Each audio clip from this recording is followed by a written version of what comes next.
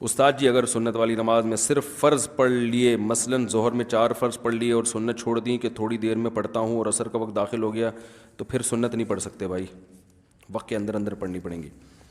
جو ٹوپیاں استعمال کے قابل نہ رہیں ان کا کیا کرنا چاہیے؟ عام طور پہ لوگ ان کو مقدس اوراق کے ڈبوں میں ڈالتے ہیں۔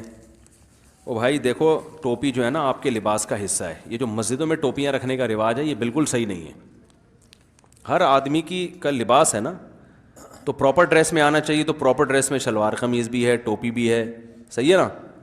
تو وہ بھی اب کبھی ایسا ہوا کہ جی آپ مسجد میں آئے تو کرتے رکھے ہوئے ہیں جی، یا شلواریں رکھی ہوئی ہیں، تو جب کرتے شلوار نہیں ہوتے ٹوپی کا کیا کام ہے مسجد میں؟ ویسے بھی یہ مروت کے خلاف ہے کہ کسی اور کا لباس استعمال کرنا جو آپ کا لگتا بھی کچھ نہیں ہے۔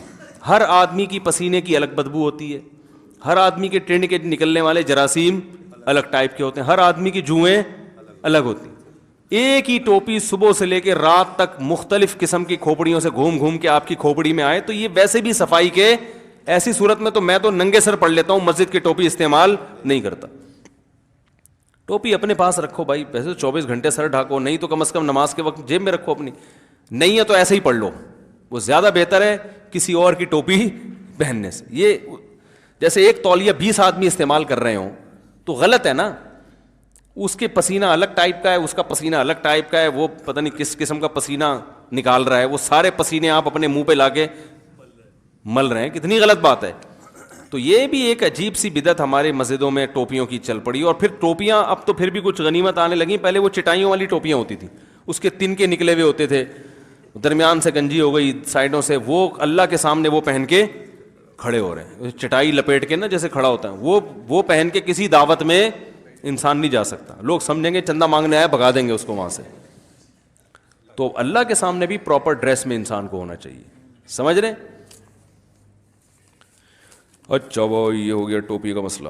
مفتی صاحب، کسی غیر محرم کو نماز کا یا کسی دینی کام کی ترغیب دینا صحیح ہے؟ یعنی چچی یا بھابھی وغیرہ کو؟ چچی بھابھی تو اپنے گھر کے رشتے ہوتے ہیں، ان کو ترغیب دے سکتے ہیں لیکن پردے میں۔